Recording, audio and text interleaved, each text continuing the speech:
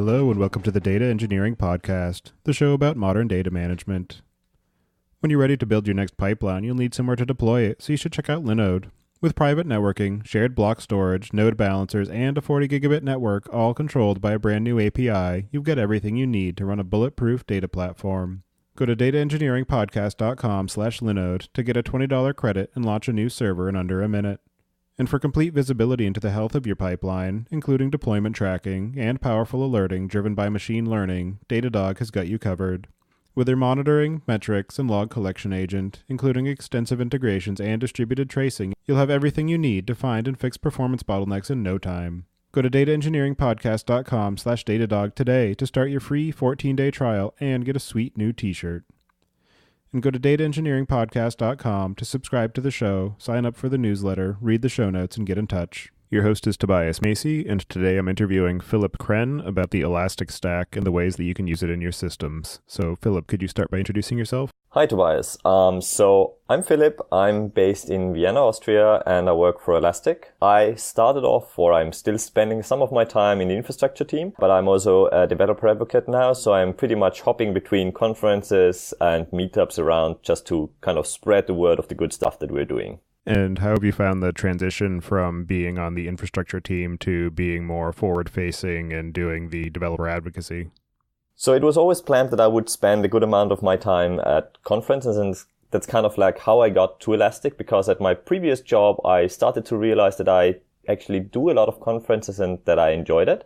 So that was also always the plan, but now I've kind of like pretty much full-time transitioned to that. Though I kind of like doing conferences. On the other hand, I like that I have my engineering background and mostly my ops background, and I still use that a lot in all my demos. So instead of kind of producing something for my colleagues to use internally now, I just got to create some demos that everybody can play around with, which is good fun, but it's kind of similar still. So no regrets, definitely. And how did you first get involved in the area of data management?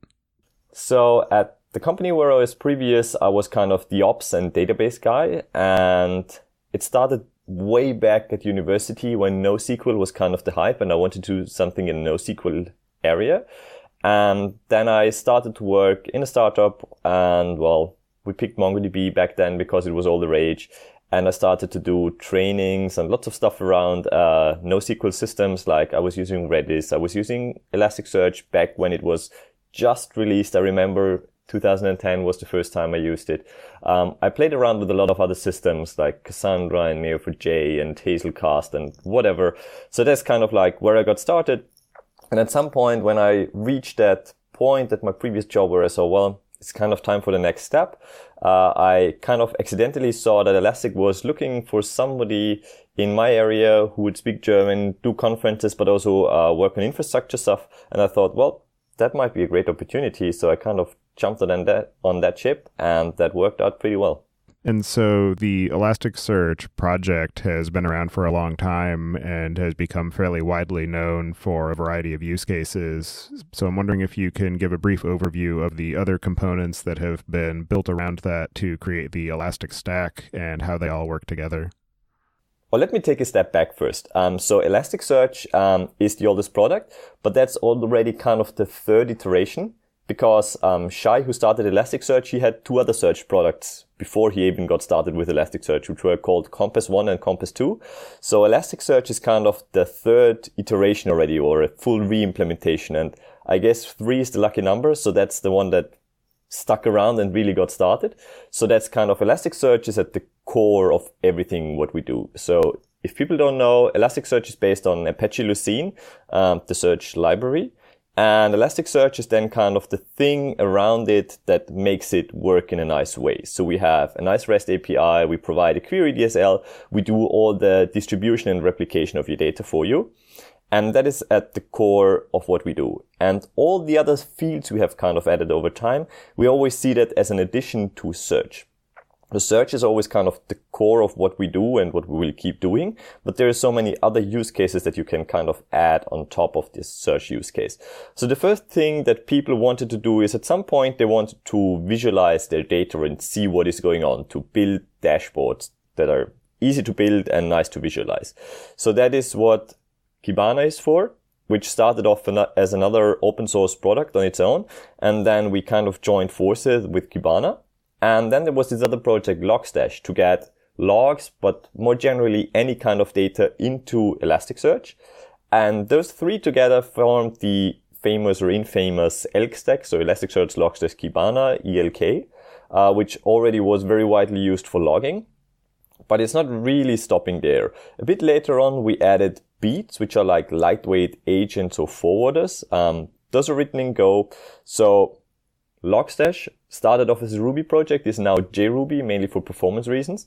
But you always have this JVM dependency then. And if I talk to people like in the PHP or Ruby ecosystem and tell them, well, just install the JVM on all your servers to collect your logs, people are very much less than thrilled. So that's where the beats come in.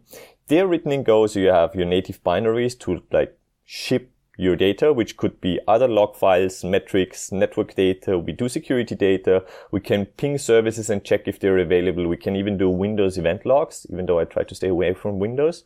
But we covered those as well. So this is the open source part of what we do, and that is what we call the Elastic Stack now. We'll probably never fully get rid of ELK just because it's very cute. You have the ELK. We even had like a plushie ELK as a toy to give away. And one of my colleagues is still always taking pictures with the ELK. So we're not getting rid of the ELK, but we are trying to make it a bit broader and just call it Elastic Stack by now. And also, since our products are always about scaling, even for marketing, scaling is kind of an issue. And they figured out, well, we take ELK and then we could try to find another acronym, like since we have Elasticsearch Logstash Kibana for ELK and then we added beats, we tried to experiment with the name BELK or ELK-B. And we even had a logo for that. So it was like a bee body and with elk horns. But then, since marketing is also concerned about kind of like how can we scale the products, what happens if we add another product? Like what if we add another open source product and then we get another letter? Then we need to redo the entire branding and also kind of make up another animal. And the more letters we get, the harder that will probably be. So we kind of stuck with the optimized or scalable version of just calling it Elastic Stack now. So whatever we do and whatever open source products we add, we can just stick them into the Elastic Stack and it's still called the Elastic Stack. And this does all the things that we're doing.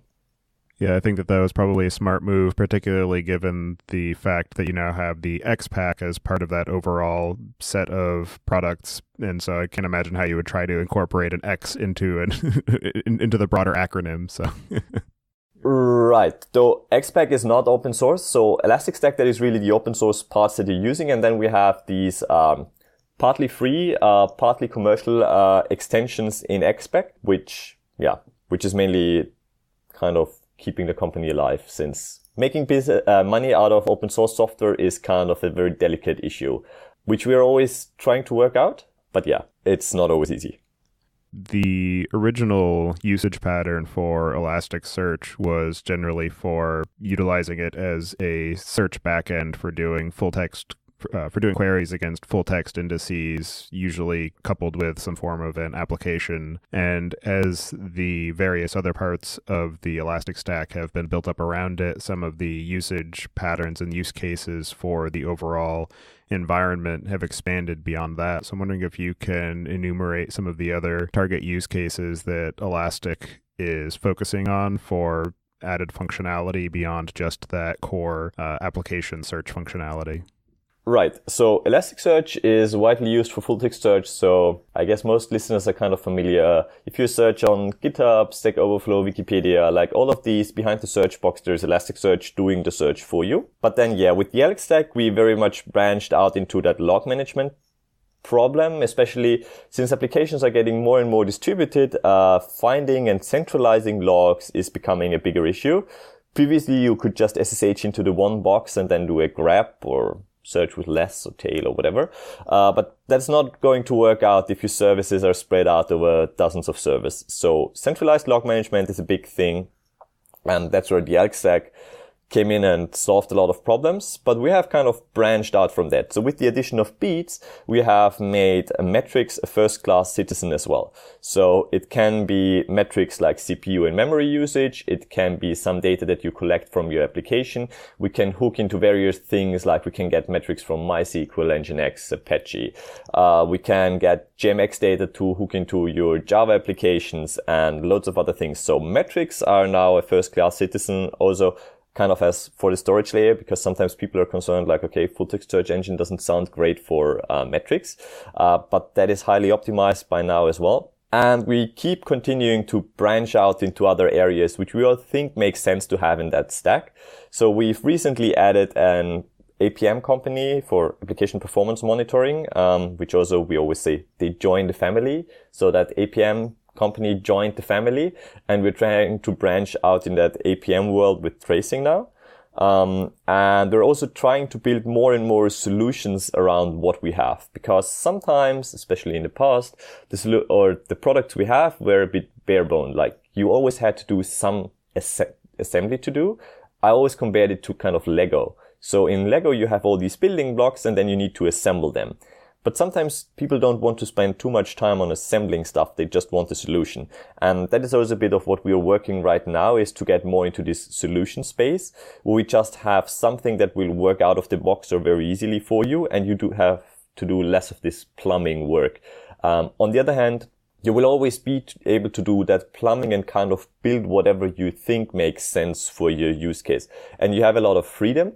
We just want to make it easier for beginners to start out of the box, or somebody who just wants to find a quick solution, and do a bit less of that plumbing. But you will always be able to still do that and build whatever you think makes most sense. Going back to the point that you were making about the metric storage and the fact that the storage engine was originally created and optimized for managing textual data, was there any re-engineering required for being able to handle more numerical data and being able to search and aggregate across that? Right. So numeric data and also aggregations are totally first-class citizens in Lucene now. So we have a couple of Lucene committers at Elastic as well, just because we need all of these features, and they keep improving a lot of stuff that we just need there. We've also worked a lot on the geo stuff. So one of my colleagues called Nick, we always call him Geo Nick because he's doing all the geo stuff.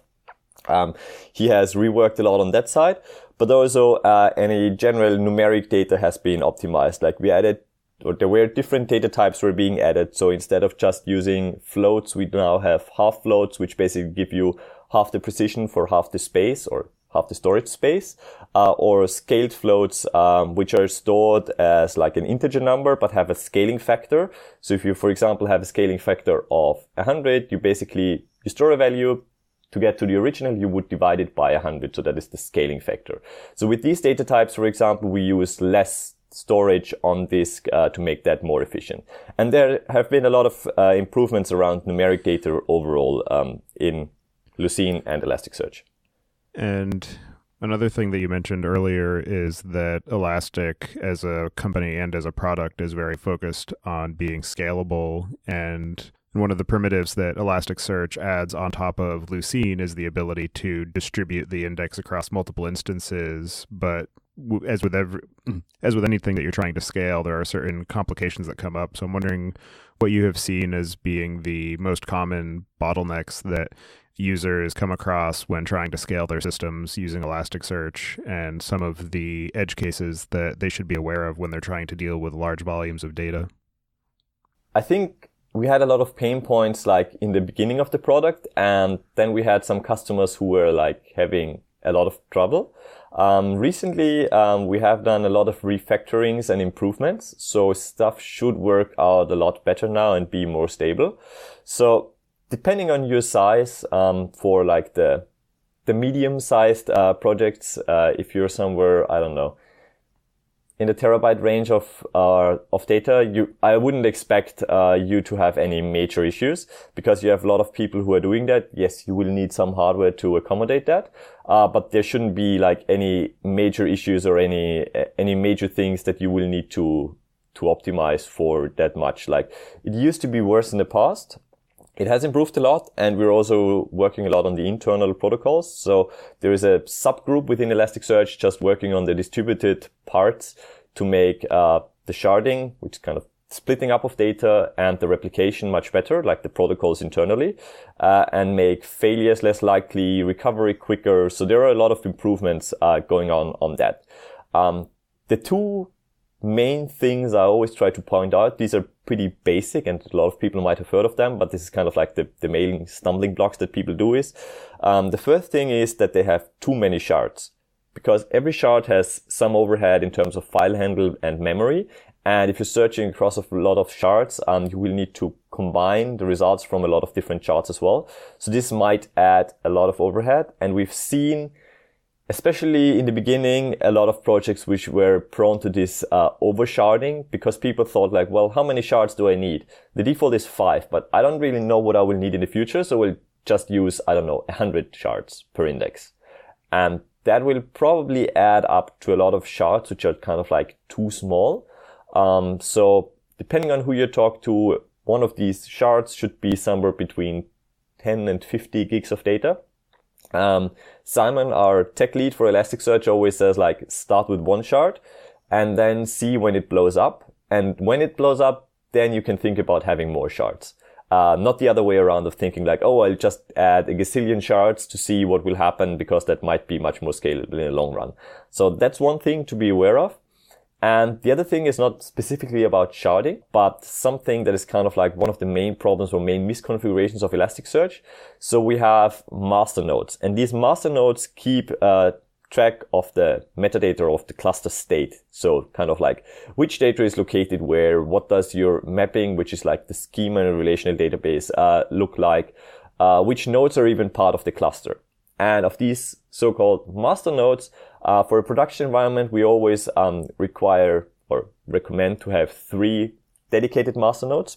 And then there's this one setting where you define minimum master nodes, which basically defines like how many of these need to work together so that you can kind of form one or elect one master to make changes to that cluster state.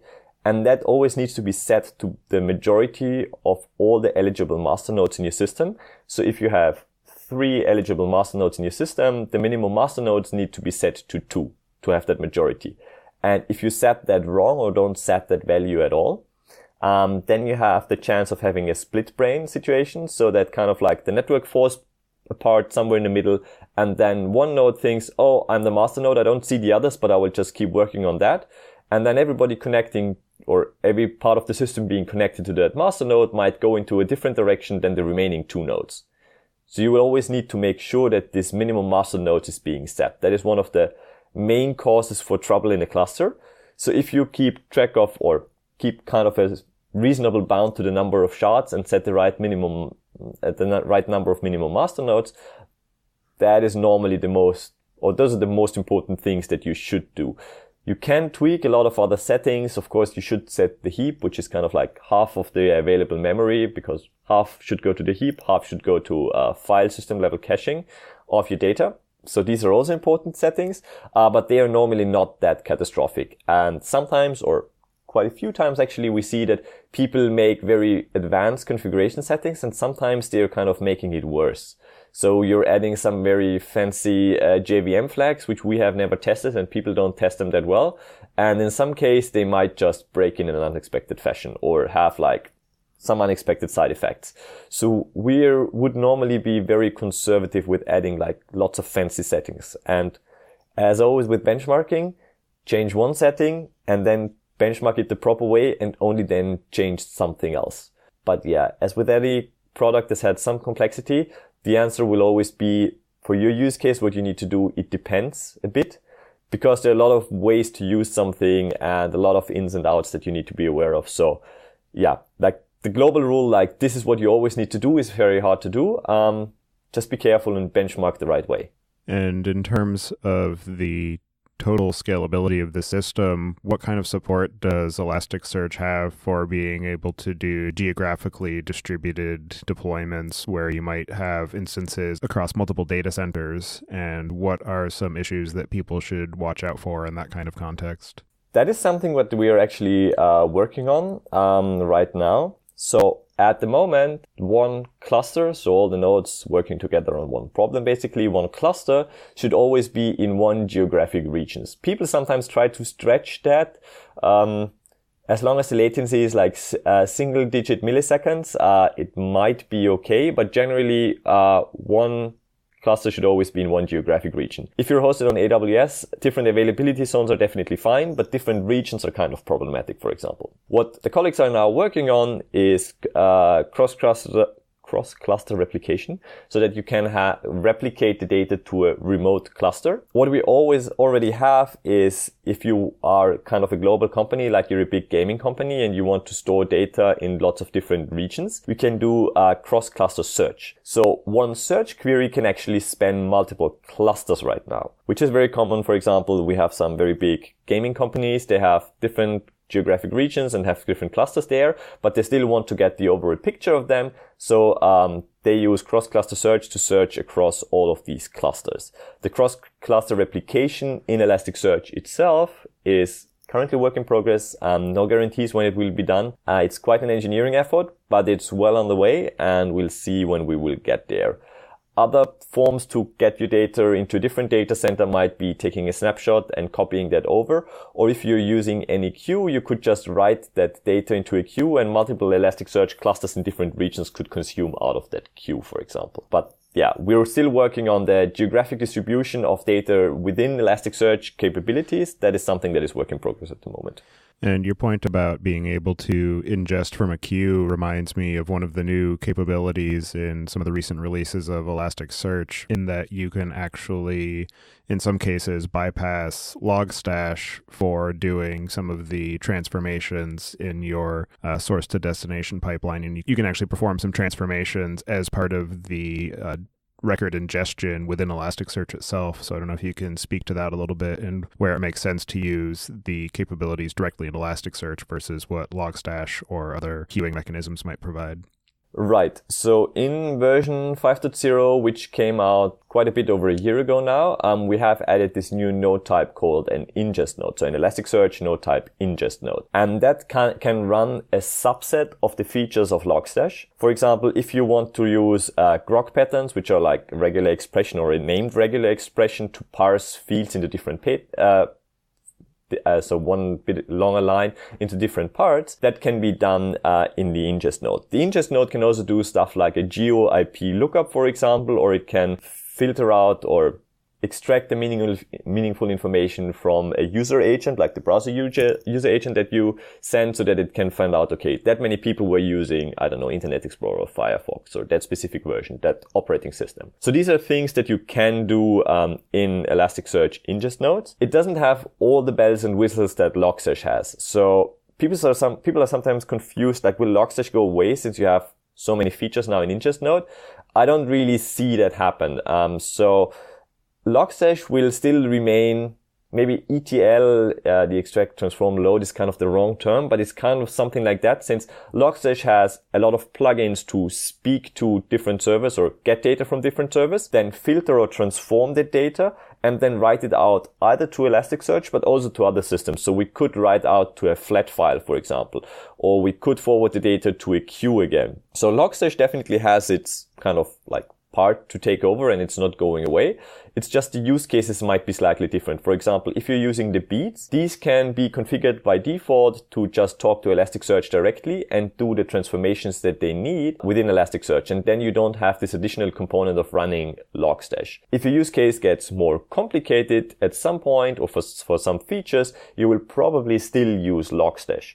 Though it's not always required to have Logstash right from the start. Though that doesn't mean that Logstash is going away. Don't be afraid.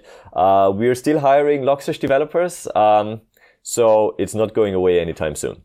And another use case where it makes sense to have Logstash as the intermediary between your source data and the Elasticsearch destination is from a security perspective, because the Elasticsearch product itself doesn't natively have a lot in the way of access control capabilities, whereas Logstash is a little bit more featureful for that. So you don't necessarily want to expose Elasticsearch directly to the internet, whereas you might be able to have an endpoint on an Elasticsearch aggregator for feeding the data into, and then have that as your transport to the Elasticsearch cluster that's behind the DMZ. I'm a bit hesitant to agreeing that we don't have security natively because, well, as we talked before, we have Xpack, which provide the security features, and that even though it is a plugin, it's kind of developed by the same team, and that is pretty much a native solution. However, it's not open source and it's not really available. So yes, in that regard, you don't want to expose your Elasticsearch nodes to the internet. By default, we've changed it, I think, in 2.0. We don't, or Elasticsearch only binds to localhost anymore. Though yeah, some people still got ransomed, like it started a year ago or so, that people tried to take your data hostage and then ask for Bitcoins or whatever other cryptocurrency. Don't do that. Either just bind to localhost and just use a reverse proxy, or get Xpack, which are the proper security features to properly secure your cluster, to secure that. I don't think that Logsearch is kind of like a good security solution. It might be kind of like an intermediary. Yes, you cannot talk to Elasticsearch directly, but I wouldn't try to sell Logsearch as an explicit security solution. Absolutely. And on the topic of plugins, I know that Elasticsearch actually has a fairly rich ecosystem of plugins for being able to add enhanced functionality, whether that's for making it easier to form clusters in different cloud environments, or even adding new query types or data types within Elasticsearch. So I don't know if you can speak to that a little bit as far as what's possible within those plugins. Right. So there are various plugins either provided by us or people from the community to extend functionalities. These can be, for example, specific languages. So if you take a complex language, I think like Polish, most people don't need all the rules for Polish, and it doesn't make sense to ship that. But some people actually do. And then you can load a plugin to add proper full-text search features or more advanced full-text search features for Polish, for example. The same is true for a lot of Asian languages, since that would add a lot of both download size, since you would need to include a lot of additional code there, as well as memory constraints, since you probably would need to load a lot of stuff into memory that you don't actually need. Not all of that functionality is bundled into the Elasticsearch core downloads, but you can extend those with the plugins. So whatever you need language-wise or feature-wise, we have a good selection on the website, which links, I think, to all the ones that are being provided by the community, to add features like more or specific languages or specific use cases. I think there is an emoji plugin, and yeah, there are various things what you can do with your data to extend that functionality. And there is an API, and you can just write something to do that. And some of us are provided by us officially, and some of these plugins are being done by the community or by Elastic employees on the side. So for example, one of my German colleagues, he has a plugin to detect the language of a string, because by default, you will need to tell Elasticsearch, for example, that this string is English or German or French or whatever. And it doesn't have any way to detect that. But one of my colleagues wrote the plugin for the ingest node. And so for ingest node, that can analyze a string and then say, okay, I assume this is English, and then run the right search features on that for English. So there are a lot of features that you can add when you need them. And moving to talk about the Kibana project, I know that is largely used for the Elk stack for being able to search and analyze and create dashboards for log data, and it can also be used for other cases of dashboarding and presenting information. So I don't know if you can speak a bit to how that can be used for promoting data sharing and self-service data access within a company, particularly in the context of using Elasticsearch for storing log and metrics data. Kibana kind of started off to visualize, and we always say it's there to democratize your data. So whoever needs to find something in your data can just use Kibana. We try to make it as simple as possible. So even if you're not really trained on that, or you're not a data scientist, you can just click together some visualizations and combine them in a dashboard to get a good picture of what is going on in your data. Because just with the raw data, either you don't see the information or you need to write queries, which might be hard. So Kibana should make that easier. However, Kibana also evolved a bit now. We see it as kind of like the management part for the entire stack as well. So we are getting more and more UI elements to see, for example, like which components are running in your stack, to monitor them, to create alerts in a visual way. And Kibana is kind of like more of this centralized way, both to see what is going on in your data, but also a bit to manage your entire stack and aid you in that. You can, for example, run tools to analyze queries and see how are they performing. It's a bit like an explain in the SQL world. And Kibana provides a visual way to see what is going on there. We provide a nice UI, we call it console, to actually interact with Elasticsearch queries, which adds syntax highlighting and auto-completion. And it's just a very long text box where you can add all the queries you want and you can keep them. It's much more convenient than using plain curl, for example. So that is the role that we have for Kibana, and Kibana definitely keeps expanding and adding more and more features, as well as visualizations. So we have a kick-ass visualization team, and they are bringing new shiny toys on a quite frequent basis. And I know that one of the things that I have seen that was attractive for my use case as an operations engineer is with the packet beat data collection and being able to feed that into Elasticsearch and then use the network map plugin for Kibana to be able to actually view the overall architecture of your network and see where see what the latencies are between different points and see which services are actually communicating with each other and via what proxies. So there are definitely a lot of interesting capabilities being added into Kibana for various other use cases beyond just seeing the textual data within the system. Right. So once you have the data, you can build a lot of cool stuff. And stepping back again, in case anybody is not familiar with Packet Beat is a lot like Wireshark, just there to centralize all of that information that you're collecting. Since Wireshark is cool, as long as you're just running it on a single node, we're using the same base library, libpcap, to collect the data. And basically, what PacketBeat is then doing is extracting the relevant information from the headers. For example, it knows, oh, this is an HTTP request.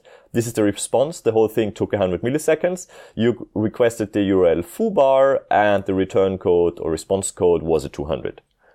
So that is what PacketBeat is doing. And once you have all of that information, you can, of course, start visualizing and see who is communicating with who, where is the latency, where are the errors, what is going on in my network. And we have the same, for log files, for metrics, we're pretty good with monitoring Docker or Kubernetes now as well. So we're trying to get more and more data out and then put everything into one central place where you can see what is going on and build whatever visualization makes sense for you. And given the breadth of usage cases for Elasticsearch and the various products that have been built around it, I'm wondering what products or services you see as being the biggest competition to the overall Elastic stack as you continue to expand the capabilities? That's an interesting question. And I must admit, I had a bit of a mind shift when I was at Elastic about that. Because while we keep, of course, track of the competition, we don't really want to be defined by them, especially since Elasticsearch started off with just search, and then the competition was very different to what we have today.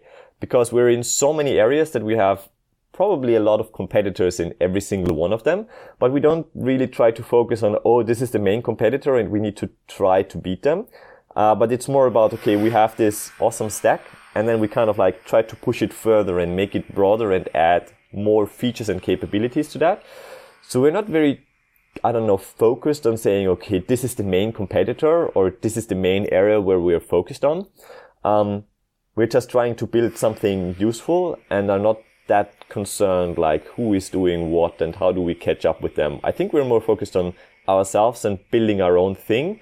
And by that, we just hope to have a better product than the others, and then we don't need to think so much, oh, what is everybody else doing?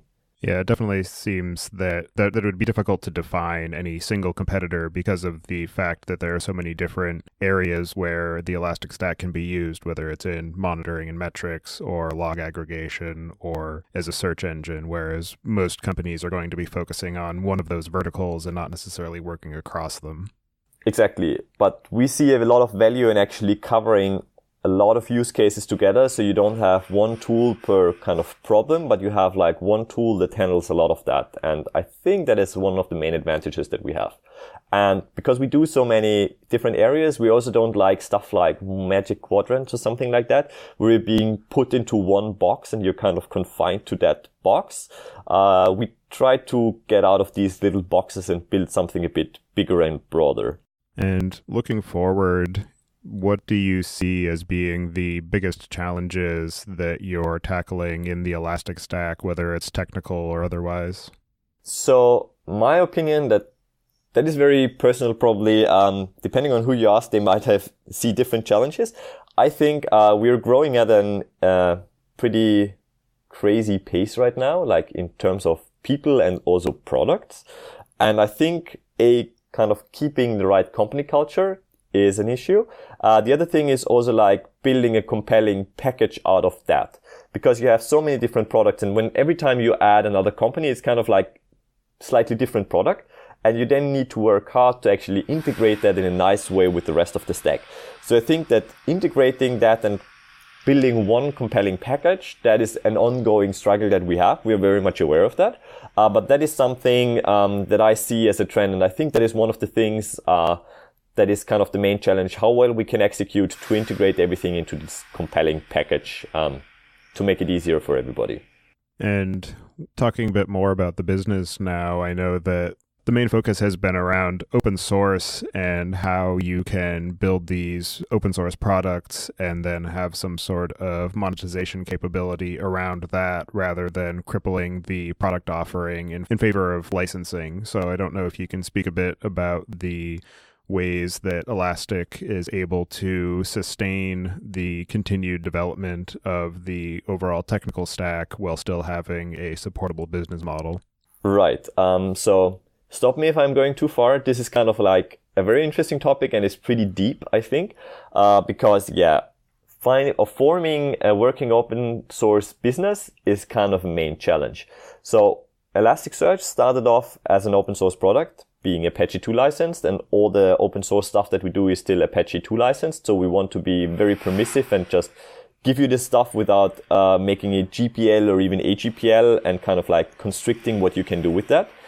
On the other hand, you need to be able to kind of build a working company that makes some money, because we're by now more than 800 employees. And well, I want to be kind of paid at the end of the month, or I need to, like all the other colleagues. So yeah, there needs to be a working company. So generally, I think there are like 3 things you can do if you're an open source company, what you do. Like probably the oldest model is to have like some support or training capabilities around that. That is pretty much what Red Hat is doing. They have their products, and if you want to get like a version that is supported and you can actually ask somebody questions and get a response in a specified time, that is what you pay for them. We do have that, so support is important for us, and we totally do that. Part of the problem of support is generally that the renewal rates are often challenging, because after 1 or 2 years, people check, or when you have to renew your support contract, people check and say, oh, we didn't have any major incidents, and kind of we know the product by now, so why should we pay you so much money? That leaves you kind of in a bad position, because you don't really want to make your product worse or harder to use. On the other hand, if your product is too good and too easy to use, you're kind of starving your own business, and that's not a place where you want to go. Second area is normally what you have is like open core, where you have the open source foundation, and to have some additional features around that. That is also what we do with Xpack. So we have the Apache 2 licensed code that we give away for free and everybody can use, change, share, modify. But we also have some features which we think add value for businesses, and well, we need to take some money in to keep working on awesome products. So that is what we're doing with Xpack, which is, for example, alerting features, security features. We have now a machine learning component, which is anomaly detection of time series data, which is very relevant for operational data. We have a graph functionality to explore your data, and we're adding more and more features that are paid. And the third thing that you can do as an open source company is having a cloud service, which we have as well, which is called Elastic Cloud. Kind of makes sense from all the Elastic branding, where we provide Elasticsearch and Kibana as a service. We provide different cloud providers, or we're available on different cloud providers. And you can just say, I don't know, I want one instance with a certain amount of memory and disk space, spin me up a cluster, give me a nice interface, to upgrade the version or to resize that. We also add the commercial features in there. So you get all of the security features, for example, to make your life easy. And that is another way where we are making money. Just the problem is, some of the big cloud providers are kind of competing with our services, which is totally legal. It's just kind of a problem for a company if somebody else is kind of taking away the money or making money out of your products without really contributing back. And kind of to conclude, we're making one big change now, where Xpack, which used to be closed source, will go open. It's not going to be open source in the kind of strict sense of open source, because I think there's an OC definition of open source, which means it's freely available, it's modifiable, and you can distribute it. It's not going to be in that sense. It will be open code that you can see our commercial or intellectual property. You will still need a commercial license to use that in production, but you can actually see the code and you can probably find or check the code to see how stuff is working. You're totally able to contribute back bug fixes, also features if you want to, though that is not the main reason. We want to just be a bit more open and share what we have and show you, okay, this is good code and this is stuff you want to use. But it's also there to make our life a bit easier, because previously we had kind of this weird split where some of the stuff was open source and some was closed source. And for the closed source stuff, we also always had private repositories, and then we had just private GitHub issues. And if somebody said, oh, there is a bug, we didn't have a good way to communicate with them. And also we had this weird split that you have different products, you need to build them, which made our CI pipeline pretty complicated. It's just much easier since now all the code will be open and on GitHub. It's just what we had under Apache 2 license will stay under that license, but we will open up the commercial intellectual property that we have. The code for that will also be opened, so it will be viewable, but you will still require a commercial license to use that in production. Unfortunately, that is a not very common model, and it seems to cause a lot of confusion. So in the upcoming version 6.3, we will make that change, and we're still working on that license since there are not that many people actually having such a license. We're kind of like working that out with the lawyers, and there are a lot of interesting edge cases. And yeah, it's kind of interesting that the company very much depends on that intellectual property, so we shouldn't screw that one up. And yeah, it's interesting discussions. I'm normally trying to stay away from legal issues, but this one is actually very interesting. How you can make your code more open while still making sure you can succeed as a company. Yeah, it's definitely an interesting challenge and an interesting move on the part of Elastic to make the code visible, because it does potentially open you up to people copying the functionality without actually using the license. But that's where it gets into the legal areas of intellectual property law and the complicated areas thereof, which I don't think we need to dig into here.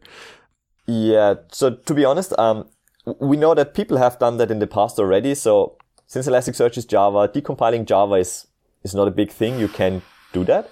But we don't think that people who would generally be willing to or be able to pay us, they would not do that. And if somebody else hacks the license, they are probably not, or they would not pay us in any way, anyways.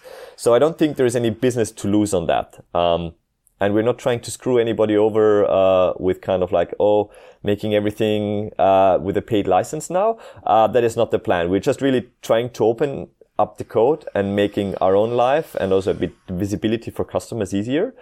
But yeah, we'll see how that works out. And I'm looking forward to that. And I assume I will get a lot of confused questions. And I've already seen a lot of tweets where people said like, everything will be free. And then you always have to tell them, no, sorry, you kind of misread that statement. But I guess it's the case that people always read what they want to read. So a lot of people kind of like hope to get everything for free. But while we would love to do that, that's not sustainable as a company. Absolutely.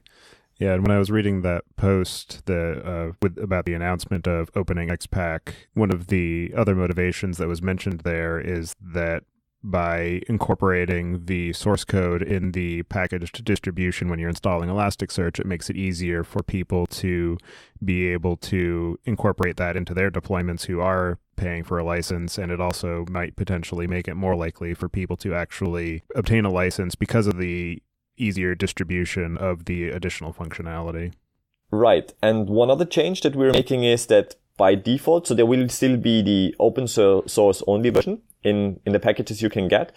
But the default version you will get is have this code in Xpack that is free. You don't need a commercial license. It's really available, but it was closed source so far. That will be bundled in the default distribution, and that contains some very neat features as well. So we're looking forward to kind of share that and get that out to more and more people. You won't even need to register, like you will get an unlimited license, both in times and number or size of deployment. You will just get that for free to share that. But again, that is kind of like, or sometimes people are asking like, why are you even doing that with the free license? Why is it not just open source code? That is mainly, again, competitors providing our services as a service. They're legally not allowed to offer these services. So we're kind of trying or letting people like use that on premise in any way they want. But if you want to have that as a service, you will need to come to us and use us as your service provider, just to funnel back some money into the development of all the tools. Otherwise, the whole system won't work. And yeah, sometimes people are very much like everything should be free. But if you think about it, nobody really wants or can work for free over a prolonged time. And I guess everybody wants to get a paycheck at the end of the month. So yeah, it's the only way to get there. And are there any new features or functionality in upcoming releases of Elasticsearch and the products in the Elastic Stack that you would like to mention that people can look forward to? I mean, what we've already talked about was the cross-cluster replication, that you can replicate data to a remote data center. That is an interesting feature. Other than that, we just had Elasticon, our annual conference. We demoed some very cool stuff. So one of the things that is coming up for Kibana, for example, is Canvas. Canvas can kind of get data in real time, but you get like a big canvas where you can freely create whatever you want. It looks like a presentation tool. So if you view it in full screen mode, you don't even know that this is Kibana or not like some presentation tool like Keynote or PowerPoint.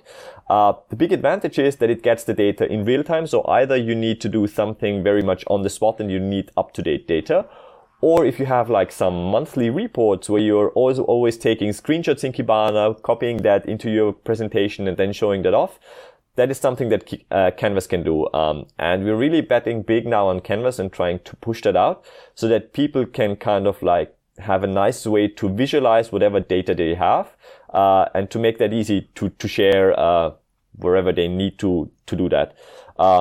There's also like on the operational side, there is a lot of stuff coming. Like we will have a new infra UI to make visualizations of your entire infrastructure better, to integrate logging in an even nicer way there.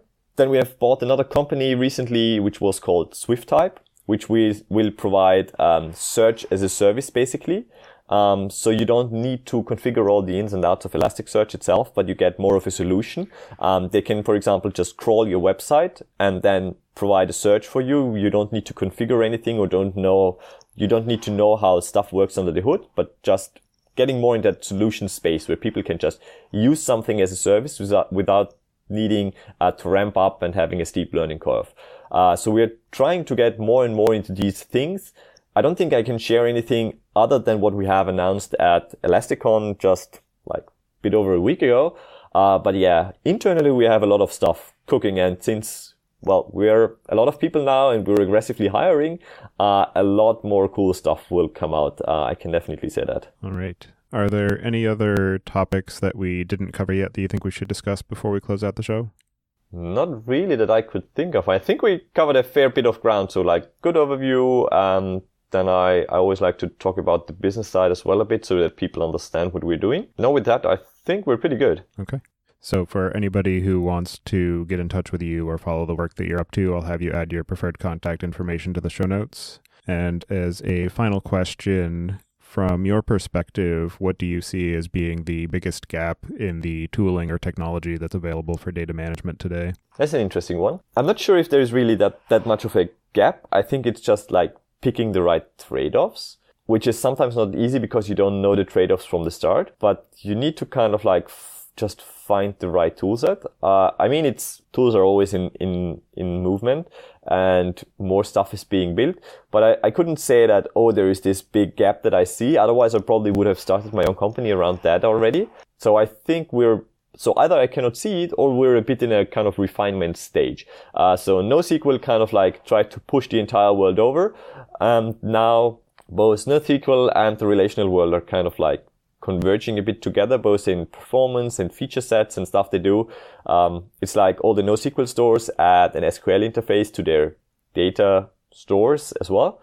By the way, we're building a read-only SQL interface for Elasticsearch as well to cover some of that ground. Still work in progress, but we hope to release that soon as well. All right. Well, thank you very much for taking the time out of your day to join me and talk about the work that you're doing at Elastic. It's a set of products that I use day to day in my work, and I know a lot of other people do as well. So thank you for that, and I hope you enjoy the rest of your day. Thanks for the invitation, and have a good day as well.